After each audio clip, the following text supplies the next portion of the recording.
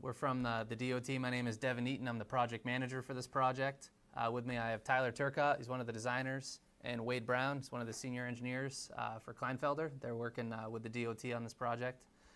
We're here to talk about Hubbard Bridge on Hubbard Road here in Berwick. This is a project that has been coming up for a little while. Tyler's going to do a presentation for you, so just some housekeeping stuff.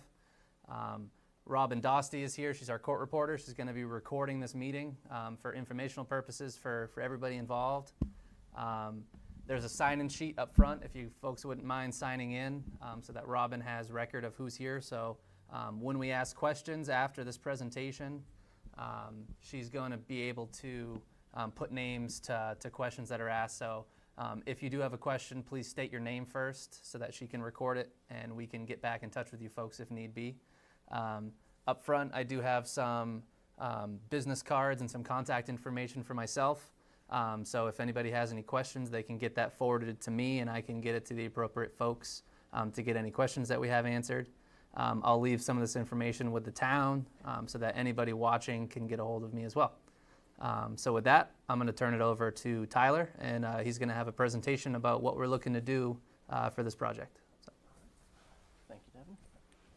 So starting off, just a little bit of background on the project. From the DOT, it's been programmed for a deck replacement in the 2016-18 work plan. Budget's around $650,000 for the total project cost, including construction, engineering. And a couple of quick points on the schedule. The preliminary design report is due in June 2018. The plan specification and estimate is January 2019, and construction will likely begin roughly in spring or summer of 2019. For the existing bridge, it was built in 1972, had 8.5-inch deck, and the steel railing and wheel guard is definitely substandard at the moment. It's not entirely attached, well, it's not cast as part of the bridge like a typical curb, which can cause some issues. 85-foot long and 28-foot 3-inch roadway. As for the condition of the bridge, the superstructure, which is the girders, and the substructure, which is the abutments, are in fairly good condition, satisfactory for the superstructure, but the deck is in quite poor condition based upon the fascias, as you can see there on the outside of the girder. The concrete's spalling away, and the rebar which holds, well, the rebar for the deck and also which holds that steel railing on is beginning to corrode and has section loss. Then as to the approaches, the roadway that leads up to the bridge, it's roughly 30 feet wide on both ends, 11-foot travel lanes. The shoulders vary a bit, but they're all typically 3 foot or higher. And on the north end of the bridge, it was improved fairly recently in a project that had some slope stabilization, repaved the road, added new guardrails, so that's in fairly good shape. A couple of pictures showing on the left, you're looking over the bridge at that reconstructed north roadway, and on the right, you're standing at the road off to the left of the right picture is Horns Mill Road, and from standing there, you're looking south away from the bridge. And onto the superstructure. It has 4 girders. You can see they're in fairly good shape. Just some minor paint peeling. And the substructure, the abutments, definitely has some staining from water leaking, but again in rather good shape. And you can note the bearings, you can see a little, they have some rust, the part that the girders rest on. So for this, since it's a deck replacement, with the proposed bridge deck, based upon the road is a corridor priority 4, based upon the traffic and other factors. But from that, the travel lanes can be from 10 to 12 feet, and the shoulders can be from 4 to 10. meaning the total roadway can be anywhere between, I believe, 24 and 36 feet or so, and the existing roadway is 28'3", which fits within that and will likely remain very similar, if not the same. As for the maintenance of traffic, once it comes down to construction, the traffic on the road, 1,600 vehicles a day or so, will increase over time. Again, corridor priority 4. And with the project, if there would be a detour, would be roughly 10 miles or so, but staged construction is definitely an option. And it can be done to repair the deck one half at a time, so one lane of alternating traffic can be run throughout the construction process. So just a map to show the detour. It's not small, but just to have an idea. And any questions?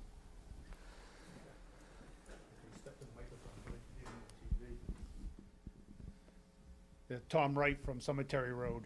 You talk about the detour when they were doing the reconstruction of the S-curves in the Riverway.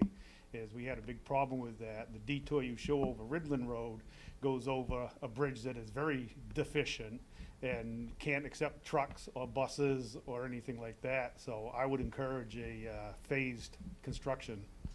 If it's a phased construction where you do one half at a time, how much longer will that take? Not entirely certain on schedule yet, but I believe at the moment staged construction is preferred. Yeah, so with these projects, we typically show all of the options that we have for a type of project that we're doing. So that's why we would show both a detour and a staged construction methodology for the construction itself. Either way, this is looking to be a one construction season, as we refer to it. So it would be in that, late spring, kind of summer time frame to do the whole thing. We would put restrictions on how long they would have to work.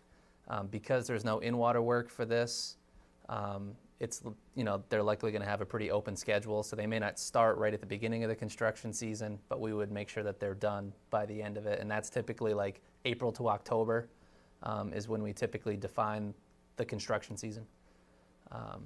So that is typically what that window would be, and again, the contractor would be able to work within that at some point, and that would be in 2019. Steve Eldridge, Town Manager. One of the things that I'll be bringing to the board next month will be closing of the Ridland Road Bridge. We got the 2017 report, and it's not a very good report. We usually close it for the winter anyway, but I've got a call into DOT, the bridge people, to talk to me about that report, and that's a bridge that we're probably going to shut down, just so keep you in the loop. Thank you. Thank you. Is that a town-owned structure? It's a town-owned bridge, yes. That's good information. Thank you.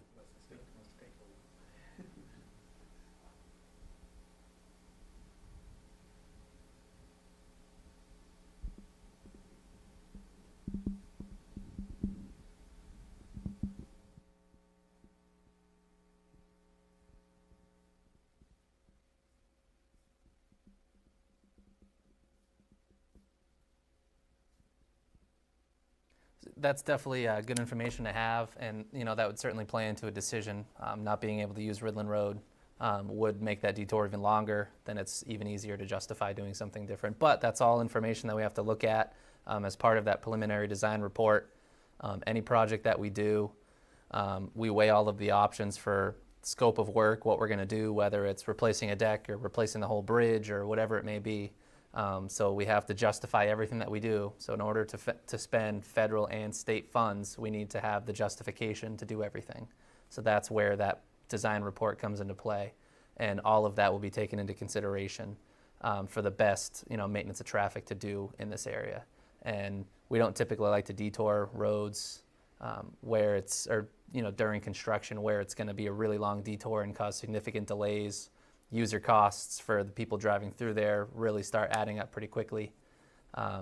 So, Ridland Road is a dirt road, most of it, okay. so wouldn't be the best traveled road.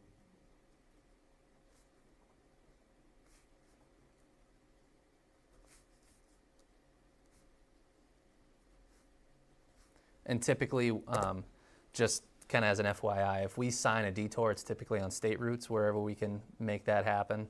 And then we work with the town if it's going to be anything but state routes, whether it's state aid or we typically don't detour into townways, which it sounds like Ridland Road is a townway. So, you know, that likely wouldn't be an option. So.